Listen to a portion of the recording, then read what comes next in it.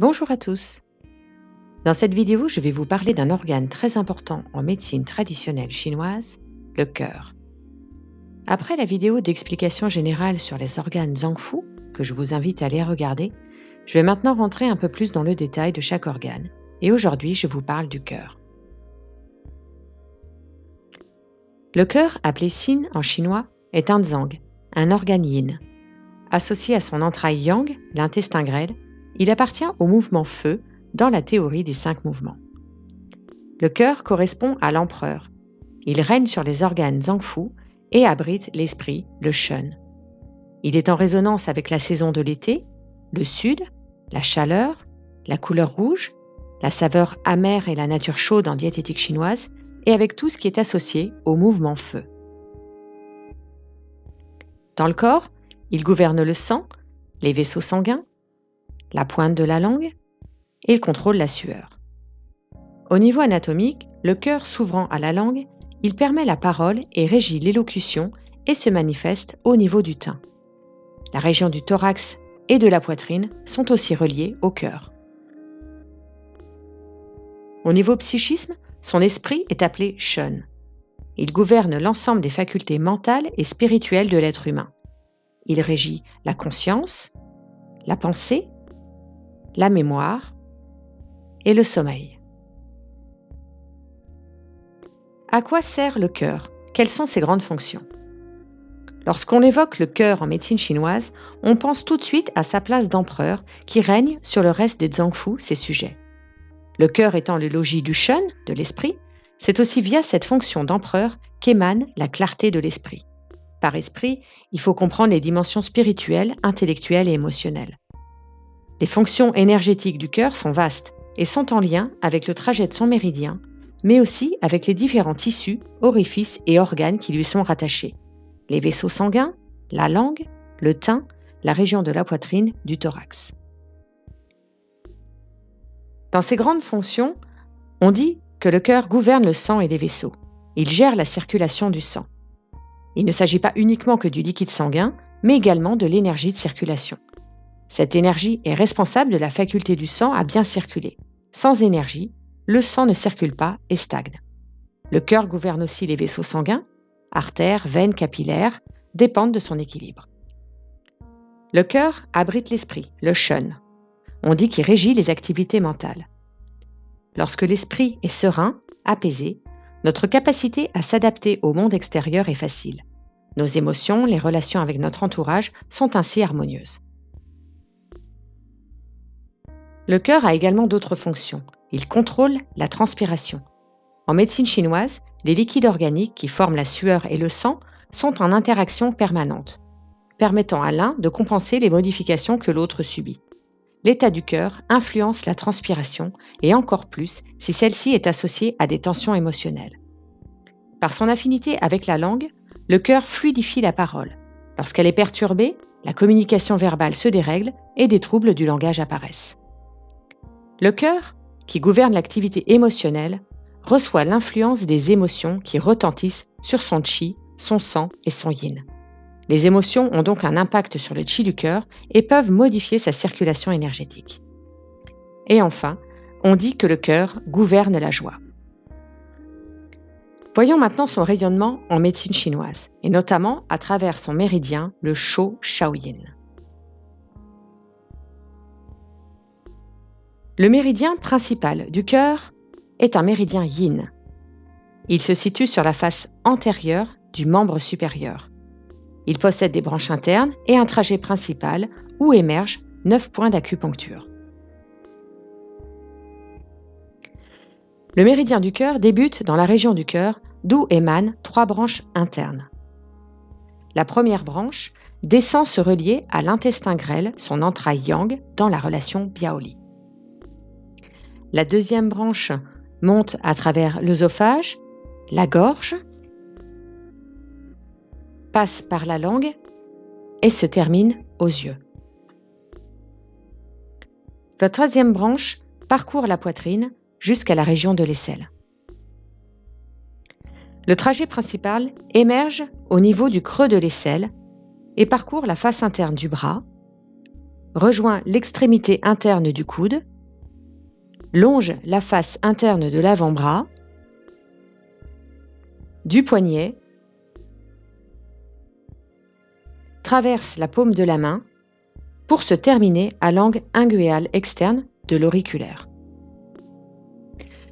Suivant l'étude de la manifestation des Zhangfu, les fonctions physiologiques du cœur sont de gouverner le sang et les vaisseaux sanguins et de régir la conscience et la réflexion.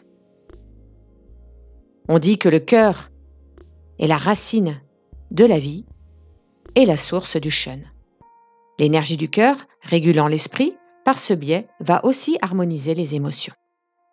Cependant, les déséquilibres énergétiques du cœur ne concernent pas uniquement la sphère émotionnelle ni circulatoire. Ils peuvent toucher d'autres fonctions du cœur et ainsi se manifester de manière différente. La majeure partie des syndromes principaux du cœur reflètent des syndromes dits de déficience, comme le vide de qi du cœur, le vide de yang du cœur, ou encore le vide de sang ou yin du cœur. Il existe aussi des syndromes dits de plénitude, comme l'embrasement du feu du cœur. Il en existe d'autres, mais ceux-ci constituent les plus courants. Regardons à présent les syndromes de déficience. Le vide de qi du cœur. On sait que le cœur gouverne le sang. Comme le sang est la mère du qi, toute perte de sang importante et prolongée entraîne un vide de sang du cœur, et donc un vide de qi du cœur.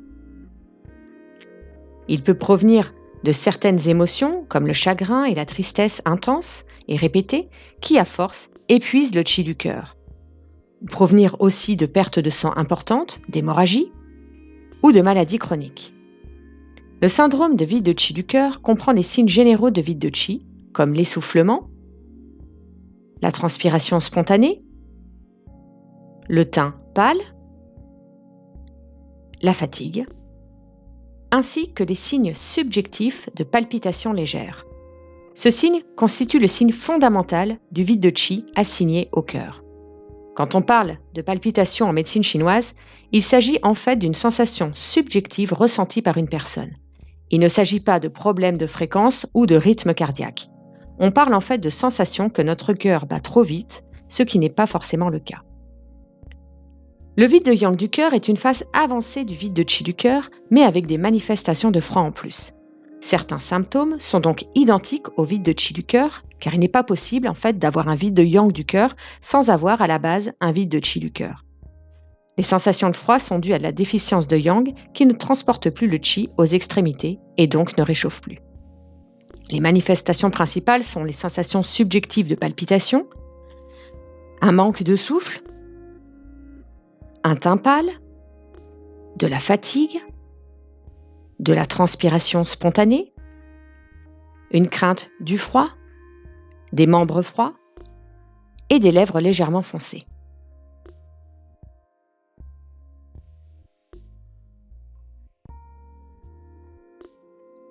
Le syndrome de vide de sang et de yin du cœur. Sang et yin sont très liés. Quand le sang et le yin du cœur sont insuffisants, les fonctions du cœur de gouverner les vaisseaux et le shen s'affaiblissent, ce qui entraîne des syndromes de vide de sang ou de vide de yin du cœur. Ils sont principalement causés par la consomption du yin sang suite à des épisodes de perte de sang importantes, par des tensions émotionnelles, la tristesse, le chagrin, l'inquiétude troublent le shen, de maladies chroniques ou d'une mauvaise alimentation pauvre en nutriments. Le vide de sang et le vide de yin du cœur sont deux phases de la lésion de la couche yin. Ce qui les différencie, c'est le niveau de gravité. Dans le vide de sang, on retrouve des signes de palpitations plus ou moins fortes, une mauvaise mémoire, des insomnies, des nombreux rêves, des sensations de vertige, de l'anxiété et un teint et des lèvres pâles.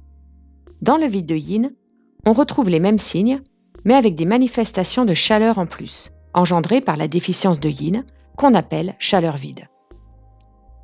Une sensation de chaleur, surtout le soir, une bouche, une gorge sèche, de la soif et de la transpiration la nuit. L'embrasement de feu du cœur. Ce syndrome est aussi appelé le feu du cœur qui s'enflamme vers le haut.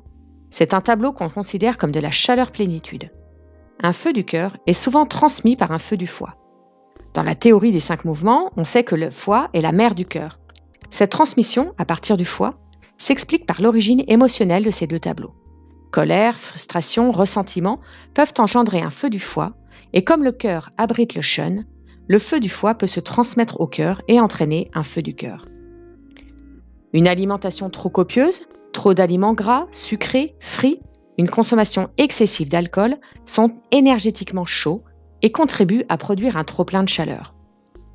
Palpitations, soif profuse, ulcération de la bouche ou de la langue, des aphtes, de l'agitation, des insomnies, un sommeil perturbé par les rêves, un visage rouge, un goût amer dans la bouche ou même des urines foncées sont les principaux signes de ce syndrome.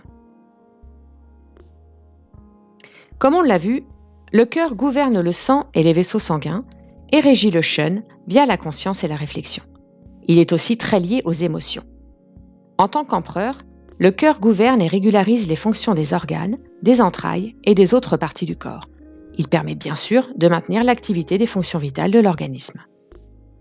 Voilà, j'espère que cette vidéo vous a plu. Moi je vous dis à bientôt pour une nouvelle vidéo d'explication sur la médecine traditionnelle chinoise.